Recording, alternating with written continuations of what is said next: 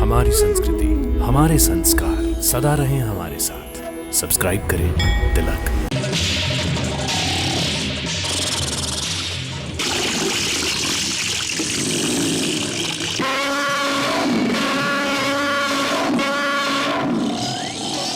आने वाली पीढ़ी तुझे कितना बड़ा धर्मात्मा और राम भक्त क्यों न माने, परंतु अपने देश, अपने कुल, अपने घर से विश्वासघात करने के लिए कभी सम्मान की दृष्टि से नहीं देखा जाएगा तुझे।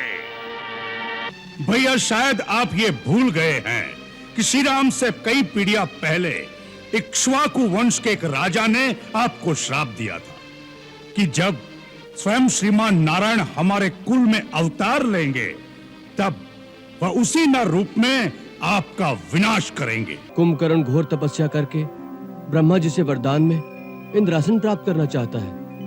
आप उसकी जीवा पर वास करके उसे इंद्रासन के बदले निद्रासन बुलवाने की कृपा करें। वर मांगते समय देवी सरस्वती उनकी जिह्वा पर बैठ गई।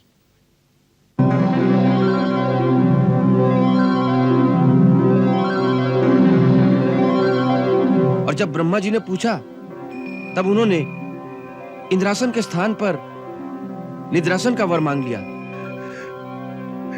पितामह, मुझे निद्रासन चाहिए। तथास्तु वत्स कुंभकर्ण, अब तुम जीवन भर निद्रा के आसन पर सोते रहोगे। नहीं पितामह, नहीं पितामह। कुंभकर्ण शिव जी के सूल पे वार प्रहार रहो है संभाल। शिव के एक अकेले ही सूल पे वार प्रहार रहो है संभाल। खट खट खट खट खड्ग बजे और तीखे तीरन की बौछार। तीरन की बौछार। देव महारन देख रहे अरु देवन भेंट किए हथियार।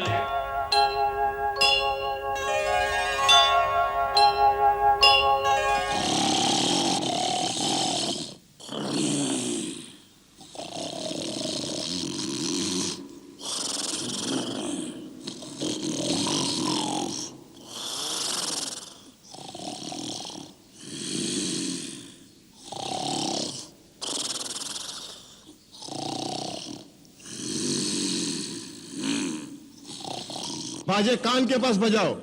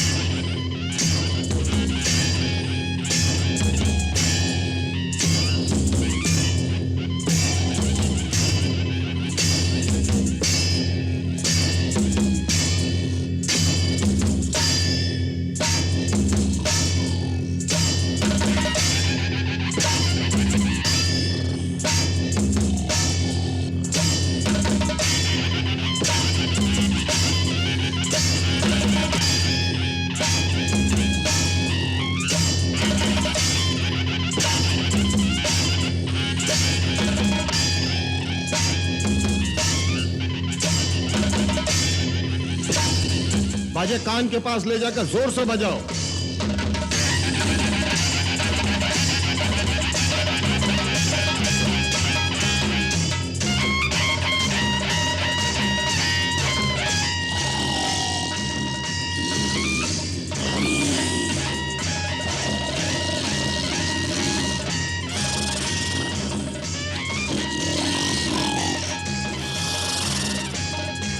और जोर से।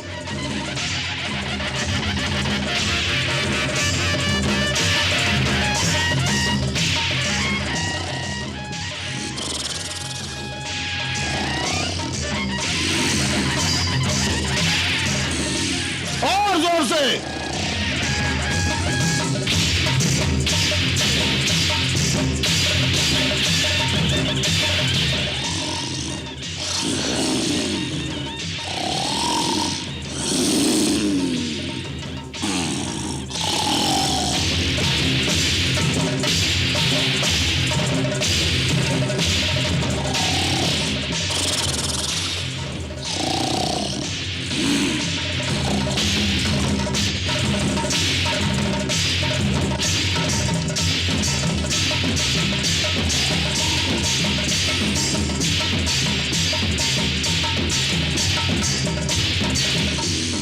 कोई लाभ नहीं। बाजे वाले हट जाए, भाले और खड़ग इनके शरीर में चुभाए जाए।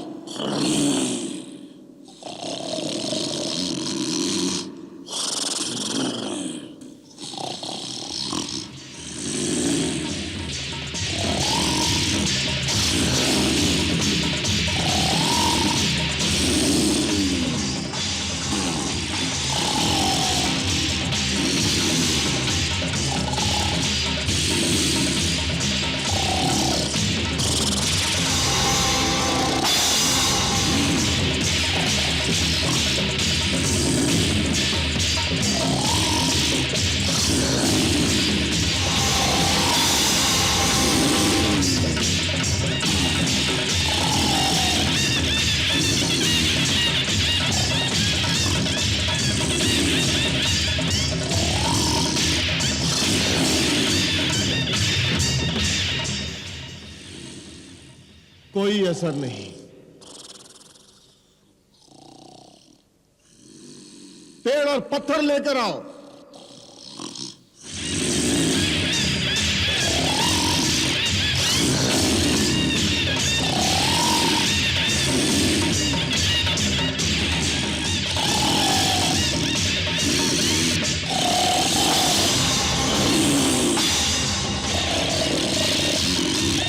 कतार मारो, भाले मारो, अरे नगाड़े जोर से बजाओ।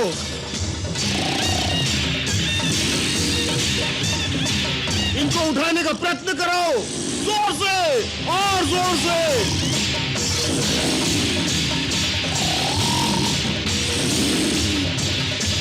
ठंडा पानी इनके शरीर पर डालो।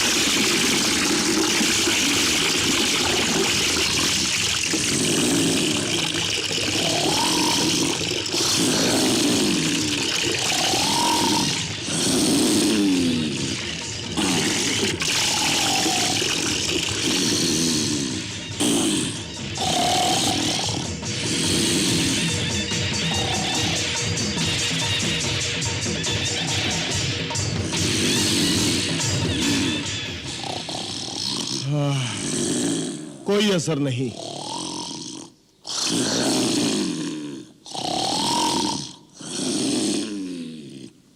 हाथी की चिंगार से जगाओ।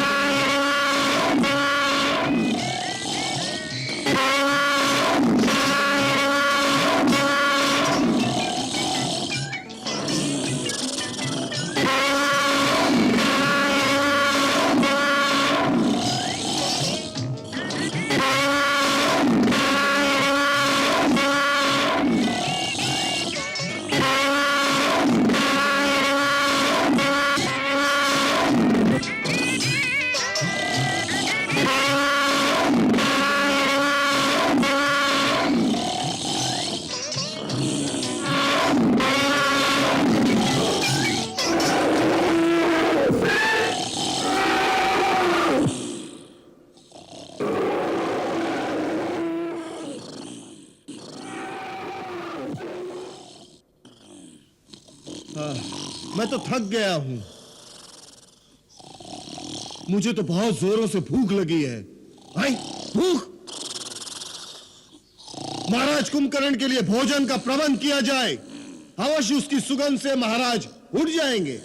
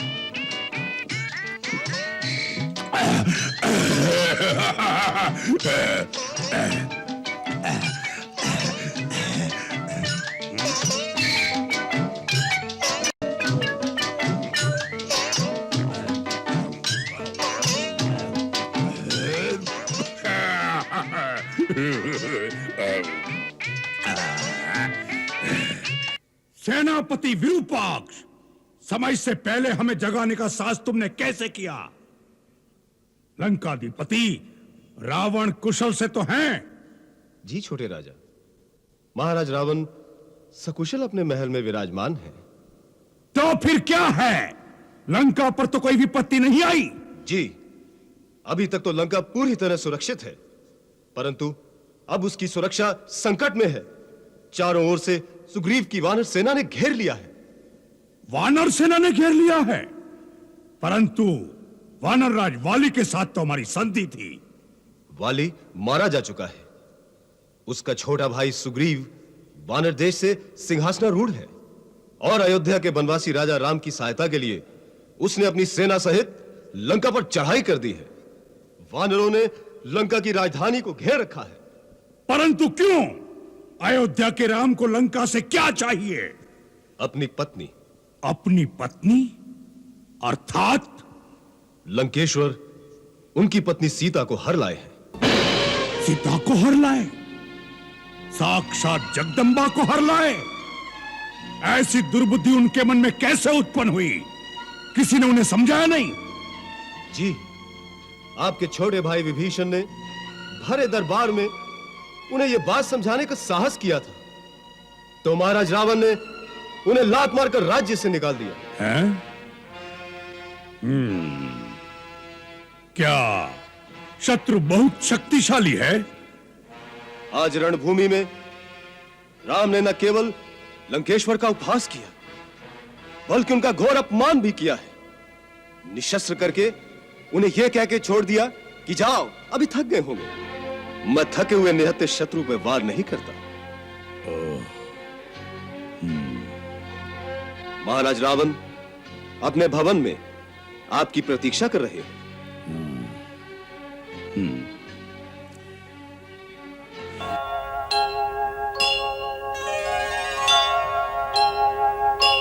है कुंभकर्ण बड़ा ज्ञानी, संभव है कि मान भी जाए।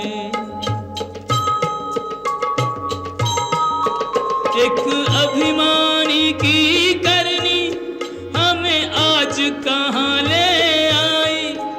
बैरी की भांति खड़े हैं भाई के सन्मुख भाई।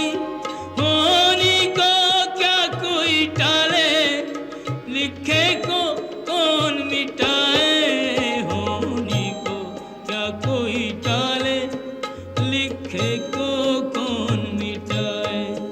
होनी को क्या कोई टाले,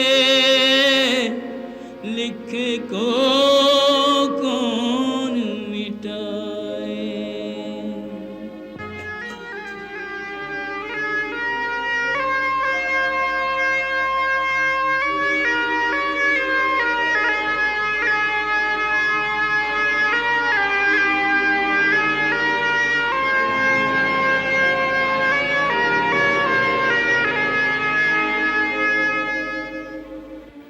तुझे क्या आशीर्वाद दूं? चिरंजीवी होने का वरदान तो तुझे स्वयं ब्रह्मा दे ही चुके हैं। मुझे इतना ही वरदान दीजिए भैया कि मैं सदा धर्म और नीति के मार्ग पर ही चलूं। मैं कभी अधर्म के मार्ग पर न जाऊं। ये वरदान भी तू ब्रह्मा से पा चुका है। ऐसा लगता है कि अब इन बातों के पर्दे में तुम अपने धर्म विरुद्ध कार्य को छुपाने की चेष्टा कर रहे हो। मैंने कोई भी कार्य धर्म विरुद्ध नहीं किया। क्या धर्म है, क्या अधर्म है, इसकी व्याख्या देश और काल के अनुसार सबकी अलग अलग होती है। नहीं, सत्य एक ही है। वो हर स्थान हर काल में एक ही होता है। सत्य ही शाश्वत धर्म है, इसलिए उसकी व्याख्या भी एक ही हो सकती है। अपने पांडित्य से मुझे मत भरमाओ विभीषण। तुम अच्छी प्रकार जानते हो कि जीवन में कई बार वह अवसर आता है जिसे धर्म संकट का समय कहते हैं। जब यह निर्णय करना कठिन हो जाता है कि उस समय प्राणी का क्या धर्म है, क्या कर्तव्य है, ऐसे ही अवसर पर हर प्राणी अपने अपने संस्कारों के अनुसार ही अपने अपने धर्म का निश्चय करता है। जैसे तुमने अपने भाई, अपने कुल और अपने देश को त्यागना ही अपना धर्म समझा है, और मैंने भाई, कुल और देश के लिए अपने प्राण न्योछावर करना अपना धर्म समझा है। मैंने अपने भाई को नहीं त्यागा। मुझे मेरे भाई ने भरी सभा में ठोकरें मारकर अपमानित करके त्याग दिया है। मैं उनके और उनके कुल के हित की ही बात समझा रहा था कि परदारा हरण हमारा काम नहीं, इसलिए श्री राम से विरोध त्याग कर देवी सीता को वापस दे दो और अपने कुल और अपनी जनता की रक्षा करो। मैं उन्हें अधर्म के मार्ग से हटाना चाहता था, परंतु कामवश उन्हें अधर्म ही प्यारा था। इसमें मेरा क्या दोष है?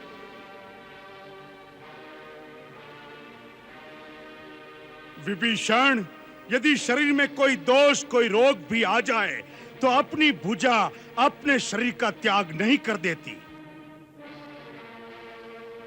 भाई भाई की भुजा होता है। तूने भैया से अलग होकर उनकी एक भुजा काट दी। यदि पराजय हुई तो इसकी पराजय का कारण तू होगा, तू। नहीं, मैं उनकी पराजय की नहीं, उनकी विजय की बात समझा रहा था। मैं उनके सामने सुमति, सन्मार्ग और श्री राम से संधि का प्रस्ताव लेकर आया था। मैं इस समय यह प्रस्ताव आपके सामने भी लेकर आया हूं। भैया, लंका का जो राज्य श्री राम ने मुझे प्रदान किया है, वो राज्य मुझे नहीं चाहिए। वो राज्य मैं आपको समर्पण करता हूं।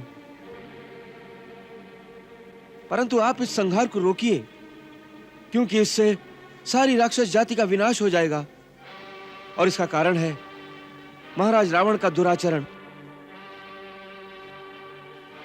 आप भी तो इस दुराचरण से सहमत नहीं है भैया? बोलिए। हाँ, मैं उनसे सहमत नहीं हूं। तो फिर हमारी ओर आ जाइए। दुष्कर्म और दुराचार के लिए अपने बंधु को भी दंड देना अधर्म नहीं है। यदि इस समय आप उनका साथ छोड़ देंगे तो संभव है वो स्वयं ही सीधी राह पर आ जाएं।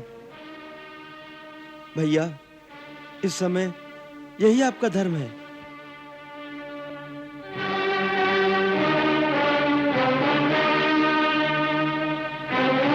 अरे विभीषण, जिसे तू धर्म कह रहा है, उससे बड़ा अधर्म और कुछ नहीं हो सकता। आने वाली पीढ़ी तुझे कितना बड़ा धर्मात्मा और राम भक्त क्यों न माने, परंतु अपने देश, अपने कुल, अपने घर से विश्वासघात करने के लिए कभी सम्मान की दृष्टि से नहीं देखा जाएगा तुझे।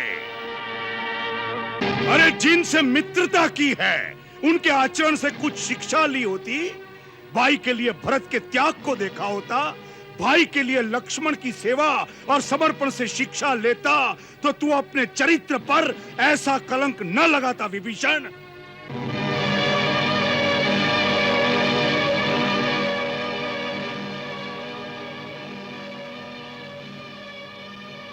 भरत और लक्ष्मण के चरण चिन्हों पर चलने के लिए श्री राम जैसा आदर्श और मर्यादा पुरुषोत्तम भाई भी होना चाहिए। अरे अच्छे के साथ तो सभी अच्छे रहते हैं, फिर भाई और भाई का रिश्ता क्या? विभीषण, इस युद्ध में क्या भैया अकेले ही मर जाएंगे? उनके साथ मरने वाला और कोई भाई नहीं होगा?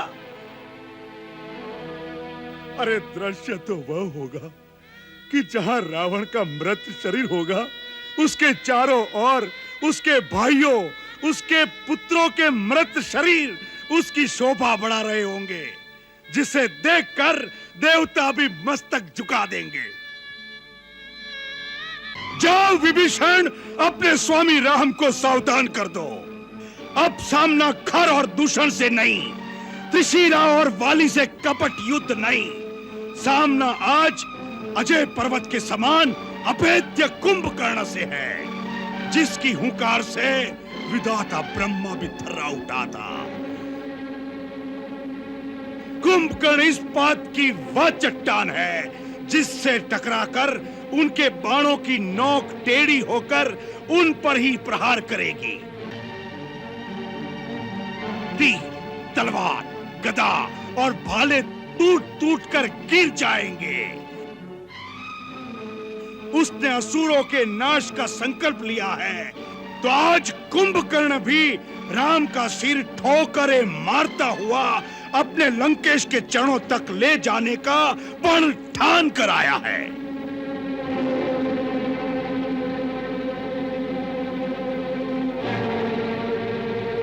जा जा मेरे भाई, तू निहत्था मेरे सामने मत खड़ा रहे। मुझे अपना पराया नहीं सूझ रहा, अपने आपे में नहीं हूं अब मैं।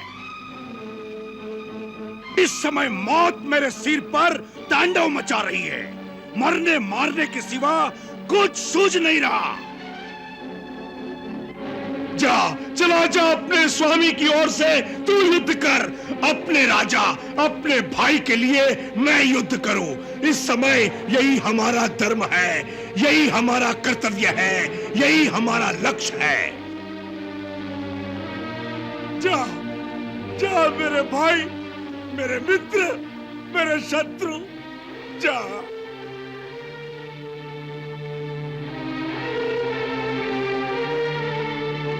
जा, चला जा विभीषण, चला जा।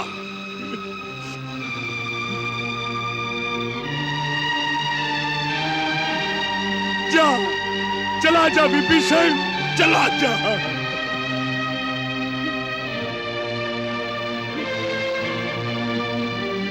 विभीषण, मेरे भाई,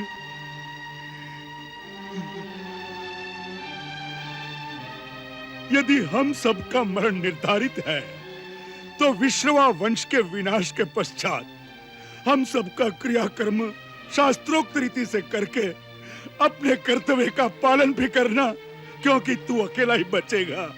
भाई से बिछड़ता है भाई, कोई इससे बड़ा आघात नहीं। पर धर्म पे प्राण निछावर हो, ये कम सौभाग्य की बात नहीं। रण में तो भविष्य अनिश्चित है, जीना मरना निज हाथ नहीं। किस तीर पे किसका नाम लिखा, ये बात किसी को ज्ञात नहीं।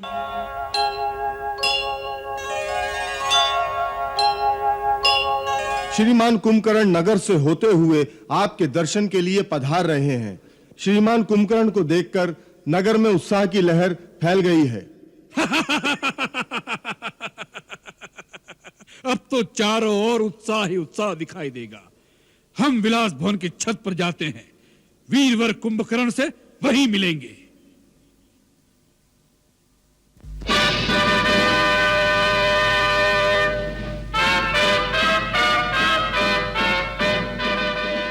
दीर्घायु भव।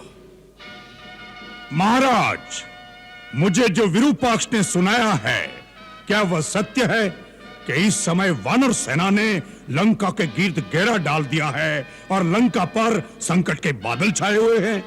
हाँ तात, इस समय लंका संकट में आ गई है, इसीलिए तुम्हें असमय में ही जगाया गया है, क्योंकि हम सब की आशा अब केवल तुम पर ही केंद्रित है। शत्रु ने अल्प समय में ही हमारे प्रमुख योद्धाओं को मार डाला है। जब तक समुद्र पार के दूसरे स्थानों से और राक्षस योद्धा सहायता के लिए नहीं आ जाते, तब तक इस बची खुची सेना से लंका की सुरक्षा करना बहुत कठिन दिखाई देता है। लंका का कोष भी खाली होने वाला है, इसलिए भी तुम्हारा युद्ध भूमि में जाना आवश्यक हो गया है। इंद्रजीत से कुछ नहीं हुआ? जब हम स्वयं राम से टक्कर नहीं ले सके, तो इंद्रजीत उसका सामना कैसे कर सकता था? इसलिए अभी तक हमने उसे युद्ध में नहीं भेजा है। आप स्वयं क्या रणभूमि में गए थे?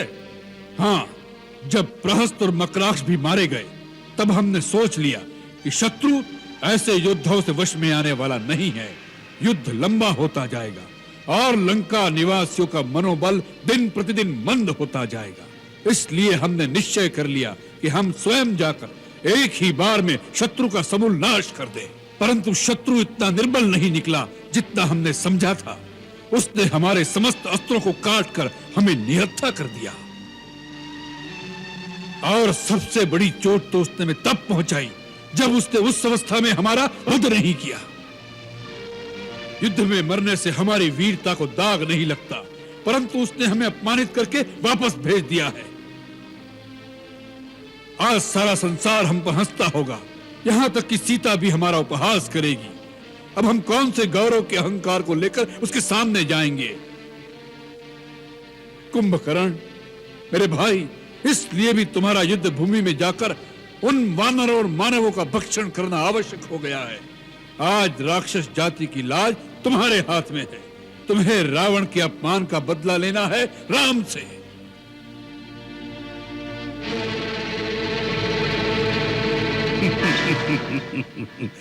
तीनों लोकों का विजेता रावण, जिसके आगे शस्त्रहीन, श्रीहीन और मानहीन होकर रह गया, उस पर भी आपने इस बात पर ध्यान नहीं दिया कि वास्तव में श्री राम कौन है। कुंभकर्ण!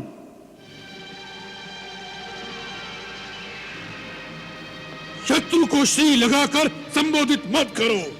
महाराज, आंखें बंद कर लेने से सूर्य का प्रकाश लोप नहीं हो जाता। जो तीनों लोकों के स्वामी हैं, स्वयं श्रीमान नारायण है, उन्हें श्री राम ही कहना पड़ेगा। भैया, शायद आप ये भूल गए हैं कि श्री राम से कई पीढ़ियां पहले इक्ष्वाकु वंश के एक राजा ने आपको श्राप दिया था कि जब स्वयं श्रीमान नारायण हमारे कुल में अवतार लेंगे, तब वह उसी न रूप में आपका विनाश करेंगे। वो बात भी भूल गए जो नारद ने मुझे बताई थी कि विष्णु ने राक्षसों का नाश करने के लिए अयोध्यापति दशरथ के घर जन्म लिया है। भैया, ब्रह्मा की बात भी भूल गए, फिर भी आप महारानी सीता का हरण कर लाए, जो स्वयं लक्ष्मी का अवतार है। हमें अपनी बहन के अपमान का बदला लेना था। हमारे भाई के वध का प्रतिशोध क्या हमारा कर्तव्य नहीं था? तो उस कार्य को वीरों की भांति करते। चोरों की भांति एक स्त्री का हरण करके क्या आपका मस्तक गौरव से ऊंचा हो गया है? सूर्पणखा मेरी भी तो बहन थी। आज मुझे जिस प्रकार उठाया है, उस दिन यह हीन कार्य करने से पहले मुझे जगाते तो मैं आपको बताता कि प्रतिशोध कैसे लिया जाता है। राजा के लिए उचित ही नहीं, यह आवश्यक भी है कि वो हर महत्वपूर्ण कार्य अपने परम विद्वान और सच्चे हितैषी मंत्रियों के परामर्श से ही करे। राजा को चापलूसों और ऐसे स्वार्थी मंत्रियों की बातों में नहीं फंसना चाहिए जो अपना निजी हित और अर्थ स्वार्थ के लिए राजा के साथ अपने देश को भी शत्रु के हाथों बेच सकते हैं। ऐसे ही मंत्रियों के लिए शास्त्र कहता है कि विनाशयन्तो भर्तारम सहिताहा शत्रुभिर्बुधैः विपरीतानि कृत्यानि कारयन्ति हि मंत्रिणः तान भर्ता मित्र संकाशान अमित्रान मंत्र निर्णय व्यवहारेण जानियात सचिवानु उपसंहितान। कुंभकर्ण, यह समय शास्त्र सुनाने का नहीं है। हर बात अपने अपने समय पर ठीक लगती है। यही तो मैं कहना चाहता हूं भैया कि आपने उचित समय पर उचित बात नहीं की। नीति कहती है कि पुरुष को धर्म, अर्थ और काम का सेवन उचित समय पर ही करना चाहिए। जैसे प्रातः काल धर्म का, मध्याह्न काल में अर्थ सेवन का और रात्रि में काम सेवन का विधान है। इन तीनों में भी धर्म श्रेष्ठ है। अतः जहां अर्थ और काम का सेवन धर्म विरुद्ध हो, वहां उन दोनों की उपेक्षा करके धर्म के अनुसार ही चलना चाहिए।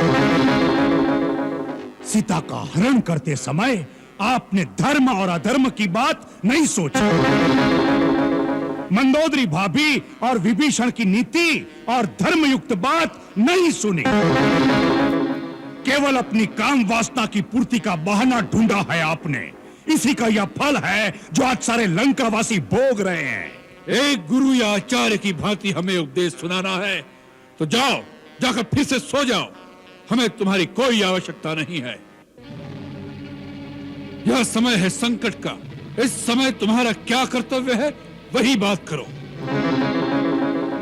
मान लिया हमने भ्रम से नारायण को नहीं पहचाना, मान लिया अपने चित्त के मोह में एक स्त्री का हरण कर लिया, मान लिया अपने गौरव और अहंकार में हमने किसी का परामर्श नहीं सुना। इन सब बातों की चर्चा करने से इतिहास पीछे नहीं मुड़ जाएगा। जो बीत गया बुद्धिमान उसका शोक नहीं करते, भविष्य की चिंता कर्मयोगी नहीं करता। इस समय इस क्षण क्या करना है उसका ही निश्चय आवश्यक हो जाता है। तो निश्चय कर लो कि तुम्हारा अपनी जाति के प्रति, अपने भाई के प्रति कुछ कर्तव्य है या नहीं। तुम हमें शास्त्र सुना रहे थे। अरे शास्त्र में तो यह भी लिखा है कि यदि भाई ने कोई पाप भी किया हो, वह अपराधी भी हो, तब उस संकट में जो उसका साथ दे वही भाई कहलाने योग्य होता है। अपराधी को तो शिक्षा सभी दे सकते हैं, परंतु भाई वही है जो संकट में साथ खड़ा रहे, सहायता करे, शिक्षा न दे। सहृदयो विपन्नार्थम दीनमभ्युपद्यते सबंधुर्यो अपनितेषु सहायायोपकल्पते। सोच लो, रावण के कारण ही सही, परंतु रावण के साथ राक्षस जाति का विनाश हो जाए, यह तुम्हें स्वीकार है या नहीं? तर्क का समय नहीं है। यदि मन में कोई संशय है, यदि कर्तव्य का पथ साफ दिखाई नहीं देता, तो युद्ध में जाने से कोई लाभ नहीं। जाओ, जाकर सो जाओ। रावण को अपनी आन निभाना और शान के साथ जीना और मरना दोनों आते हैं। जाओ।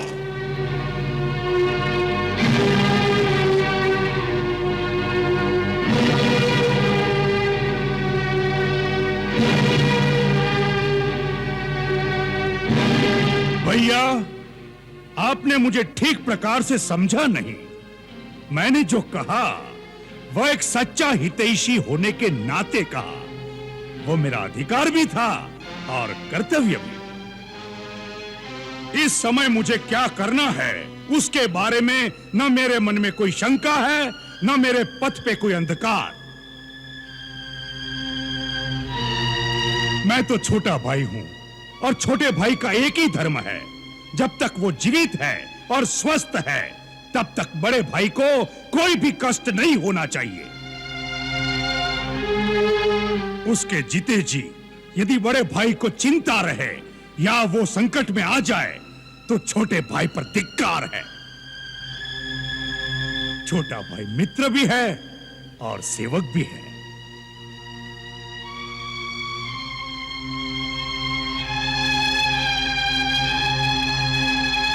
कुंभकर्ण, हमें तुम पर गर्व है। तुम राक्षस जाति की नाक हो। भैया, अब आप युद्ध की चिंता भूल जाइए। मैं आपको वचन देता हूं कि आज सूर्यास्त होने से पहले उस वनवासी राजकुमारों के मस्तक लंका की गली कूचों में से गेंद की भांति पैरों से लुढ़काता हुआ लेकर आऊंगा, ताकि जिनके प्यारे संबंधी इस युद्ध में मारे गए हैं, वह भी आकर उसे एक एक ठोकर मार सके। यदि मैं जीवित रहा तो आज रात को लंका में विजय का उत्सव होगा। परंतु क्या? परंतु भैया, सबकी बात सच निकली और वो सचमुच भगवान है, तो भी मैं पीठ नहीं दिखाऊंगा। अपने भाई की आन के लिए रणभूमि में लड़ता हुआ मर जाऊंगा, यह मेरा वचन है। मृत्यु की बात ही मन में क्यों लाते हो कुंभकर्ण? तुम अवश्य विजयी होगे। हम सेना नायक को आदेश देते हैं कि तुम्हारे साथ जाने के लिए चतुरंगी सेना तैयार की जाए। नहीं भैया, मुझे सेना की कोई आवश्यकता नहीं। रणभूमि में मैं अकेला ही जाऊंगा। मेरे हाथ में केवल शिव का त्रिशूल होगा। उनकी आधी सेना तो मेरे पांव के नीचे कुचल जाएगी। भैया, मुझे आज्ञा दीजिए और आशीर्वाद दीजिए कि मेरे कारण आपका गौरव और बढ़े। भैया, एक प्रार्थना करूं? कहो। यदि मैं रणभूमि में मारा गया तो समझ लेना फिर उन्हें कोई नहीं जीत सकता।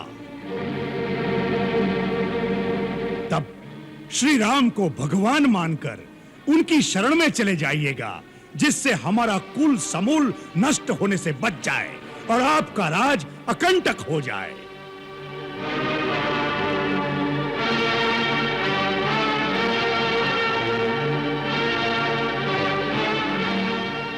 प्राणी जब अपने कुटुंबी जनों के साथ बैठकर ऐश्वर्य भोगता है, तभी वह प्रसन्न और संतुष्ट हो जाता है। यदि तुम जैसे भाई नहीं रहे तो तीनों लोकों का साम्राज्य रावण के लिए किस काम का? भाई भाइयों के बेटे अपने बेटे मरवा कर कैसे ऐश्वर्य भोग सकेगा रावण? जाओ कुंभकर्ण, मृत्यु की बात मत करो, युद्ध की बात करो, युद्ध में विजय की बात करो। जाओ।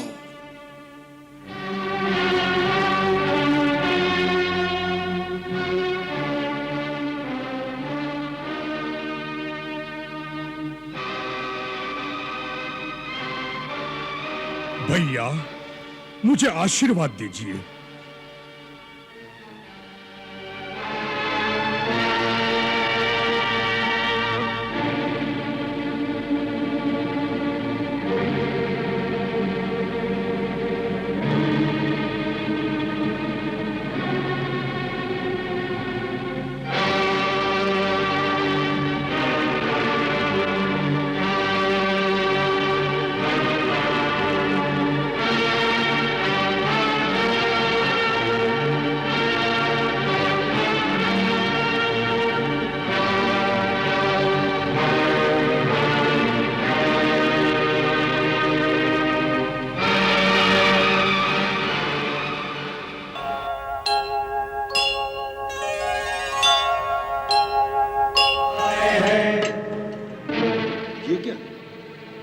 क्या रावण ने कोई मायावी रूप धारण किया है?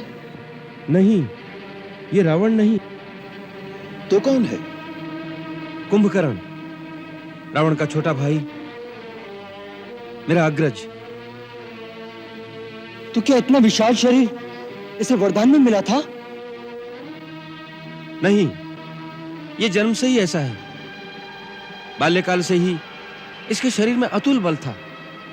ये एक दिन में इतना भोजन खा जाता था जितना कई नगरों के प्राणी मिलकर भी नहीं खा सकते।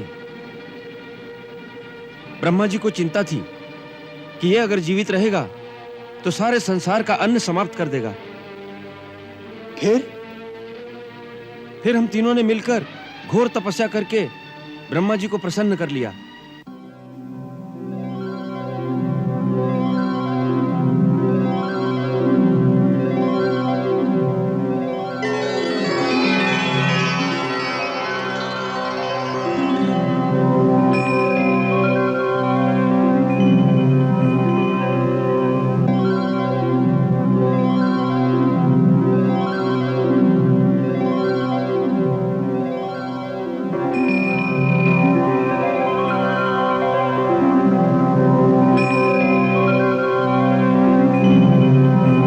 ब्रह्मा जी ने तीनों से वर मांगने के लिए कहा, तब कुंभकर्ण इंद्रासन मांगना चाहते थे।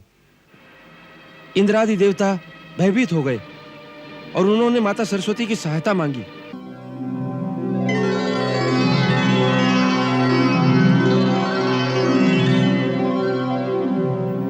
माता, मेरी रक्षा करो।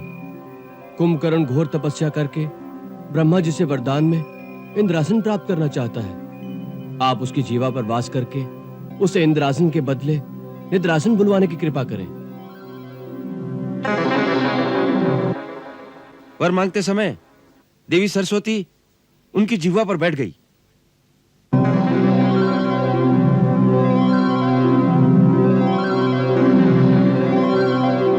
जब ब्रह्मा जी ने पूछा तब उन्होंने इंद्रासन के स्थान पर निद्रासन का वर मांग लिया।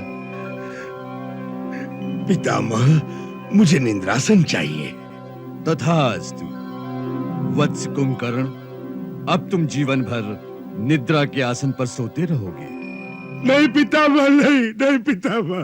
हे देव, आपने इसे जीवन तो दिया, परंतु यह आशीर्वाद देकर इसका जीवन मृत्यु समान कर दिया। जीवन भर निद्रा में रहेगा तो संसार को क्या देखेगा, क्या भोगेगा? ऐसे जीवन का क्या अर्थ?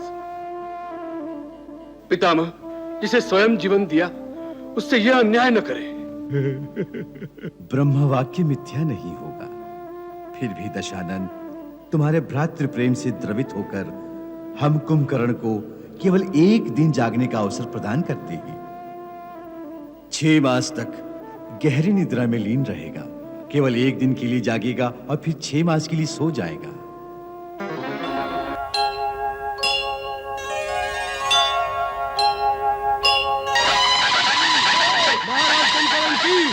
महाराज कुंभकर्ण की जय, महाराज कुंभकर्ण की जय, महाराज। यही धर्म कर्तव्य, यही समयोचित ज्ञान, भाई पर भाई चला होने को बलिदान।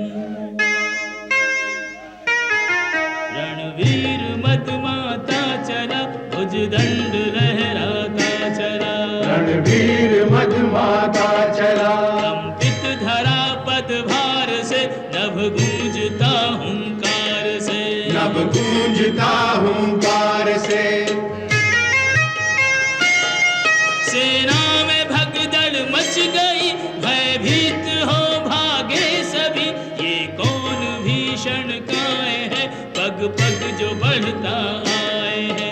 ये कौन भीषण काय है, इस ओर बढ़ता आए है।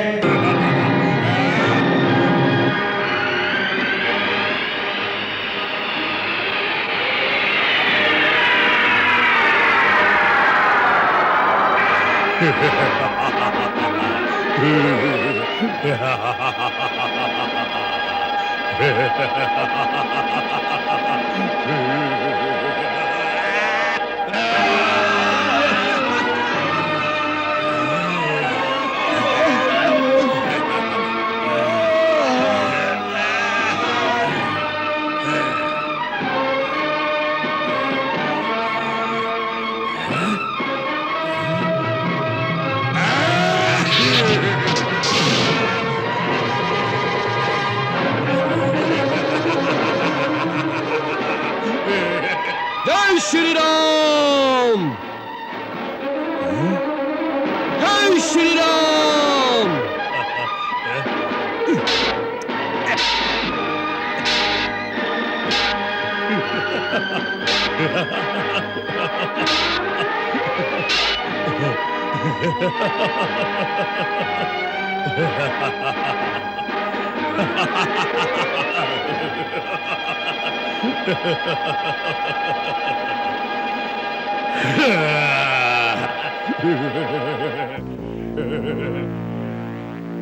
परम बलशाली दिखाई देते हो वानर।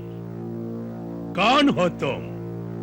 राजा सुग्रीव या उसका पुत्र, या वही हो जिसने हमारे लंका नगर को आग लगाई थी?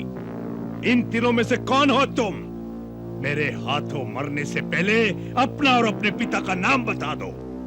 मेरे पिता का नाम सुनोगे तो यह अहंकार से उठा हुआ मस्तक लज्जा से झुक जाएगा। जिस महाराज बाली ने तुम्हारे बड़े भाई महापराक्रमी रावण को कई दिनों अपनी पूंछ में बांध रखा था, मैं उसी महाबली का पुत्र अंगद हूं। वही अंगद जिसे अपने पिता के हत्यारे की सेविकाएं करते लज्जा नहीं आती? अपने पिता का नाम तुमने बहुत उजागर किया है। जब तक जियोगे संसार निंदा करता रहेगा। मैं तुम्हें मारकर आज उस निंदा से मुक्ति दिलाऊंगा।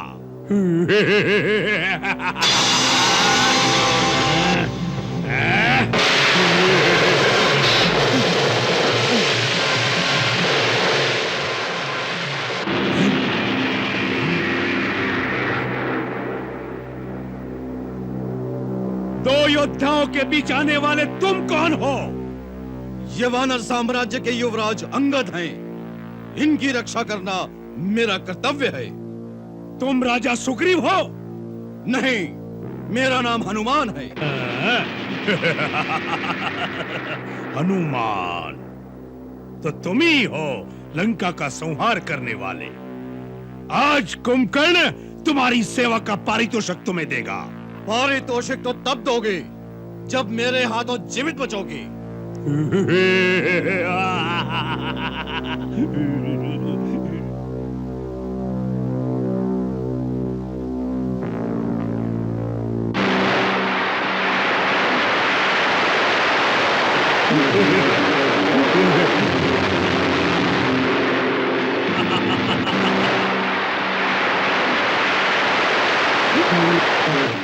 कुंभकर्ण, आज इस पर्वत के नीचे तुम्हारी समाधि बनेगी। मैं तुम्हें इसका भी अवसर देता हूं। अपने मन की इच्छा पूरी कर लो हनुमान, और मैं वचन देता हूं कि यदि मैं इस शिला के आघात से तनिक भी विचलित हुआ तो अपनी हार मानकर नगर में वापस चला जाऊंगा। फिर कभी युद्ध भूमि में नहीं आऊंगा। फेंको, फेंको अपनी पूरी शक्ति के साथ, फेंको।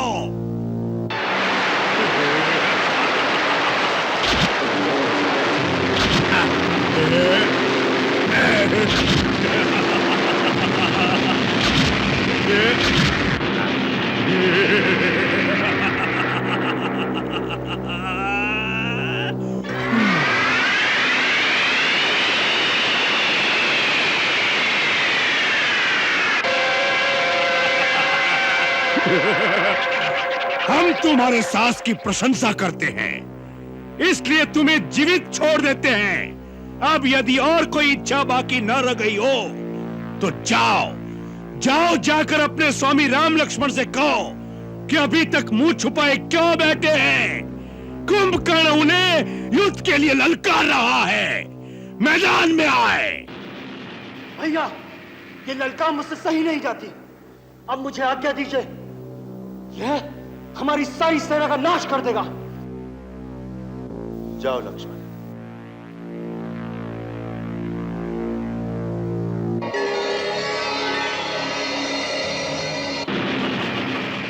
इन बेचारों पर क्यों शक्ति दिखा रहे हो? इधर लक्ष्मण के सामने आओ।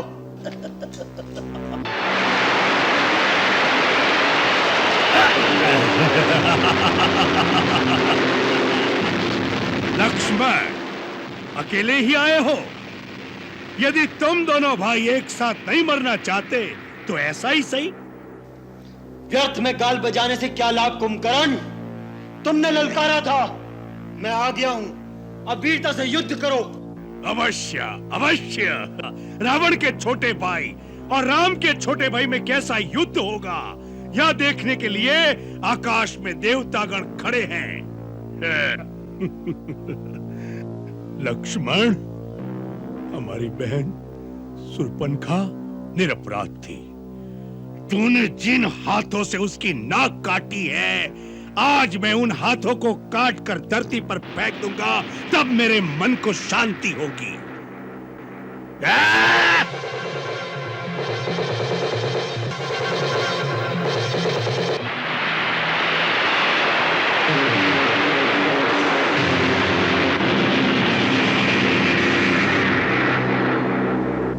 इस अस्त्र को केवल शिव ही काट सकते थे। आज तुमने काटा है, हम तुम्हारी प्रशंसा करते हैं, परंतु अब इस अस्त्र को नहीं तोड़ पाओगे।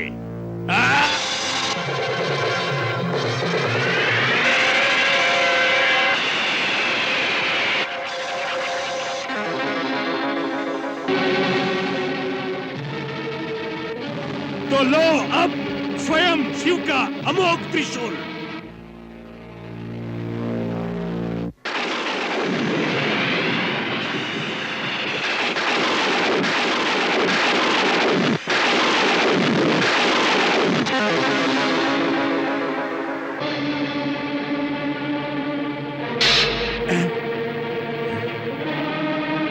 कौन हो तुम? वानर राज सुग्रीव, तेरा काल। अच्छा हुआ तुम मेरे हाथ लग गए,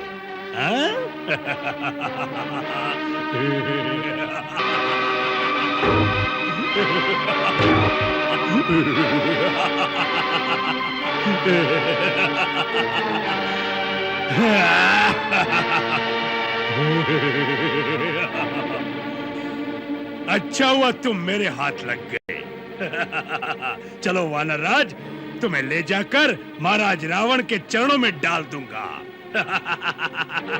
तुम्हें छुड़ाने के लिए तुम्हारी सेना को हथियार डाल देने पड़ेंगे। चलो।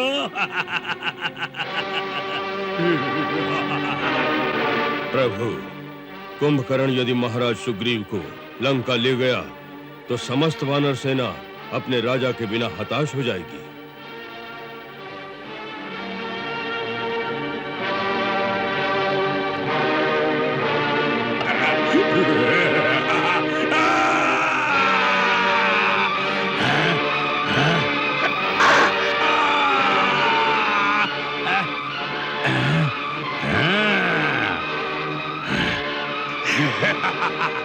तो तुम भी आ गए, बहुत अच्छा किया। मैं केवल तुम्हारी प्रतीक्षा कर रहा था। मैंने तुम्हारे अनुज को बालक समझकर छोड़ दिया। हनुमान और सुग्रीव के प्राण भी नहीं लिए, क्योंकि इन छोटे मोटे वानरों को मारने से मुझे क्या यश मिलता।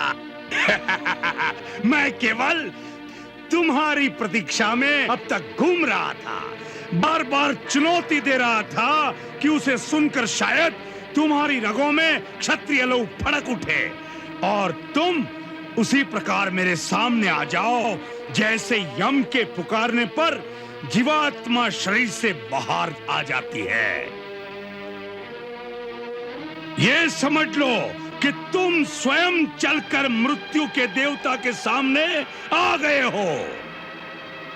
मैं मृत्यु के देवता को साक्षात देख रहा हूं, जो इस प्रतीक्षा में खड़े हैं कि कब मेरे बाणों से तुम्हारा मस्तक कटे और वो तुम्हारे प्राणों को लेकर यमलोक चले जाए। इसका निर्णय तो अभी हो जाएगा कि कौन यमपुरी जाएगा।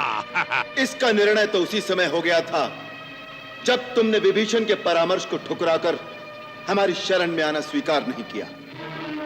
हमने तभी समझ लिया था कि तुम्हारे पापों का फल अभी बाकी है, जिसके कारण तुम मुक्ति के द्वार तक आकर भी मृत्यु के द्वार की ओर मुड़ गए। मृत्यु का द्वार देखना चाहते हो तो यह लो।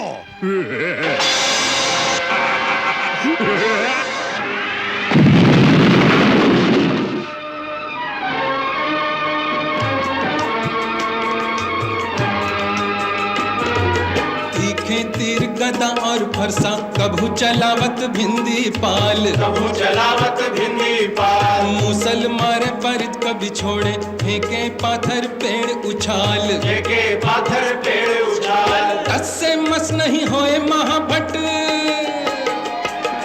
तस से मस नहीं होए महाभट, जैसे कोई गिरिराज विशाल। कुंभकर्ण शिव जी के सूल पे बार प्रहार रहो है संभाल, शिव के एक अकेले ही सूल पे बार प्रहार रहो है संभाल। खट खट खट खट खड्ग बजे और तीखे तीरन की बौछार, तीरन की बौछार। देव महारन देख रहे और देवन भेंट किए हथियार, देवन भेंट किए हथियार। एक से एक महाबली जोधा,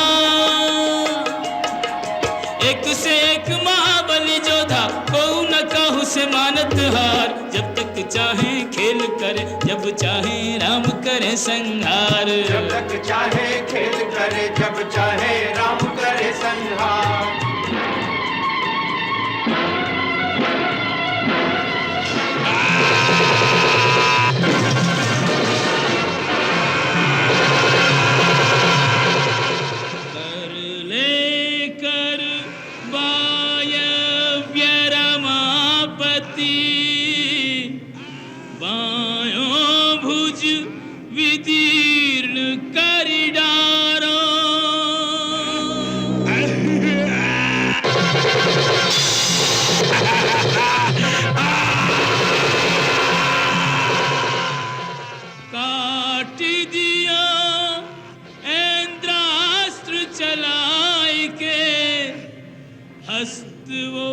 शस्त्र चलावन हारो।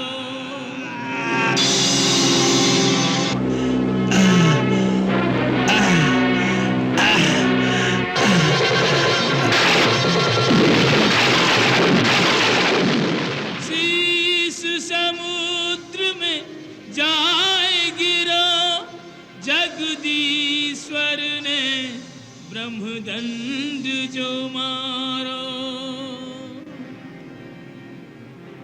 पापी को साथ दियो यही कारण, मारो गयो निर्दोष बेचारो।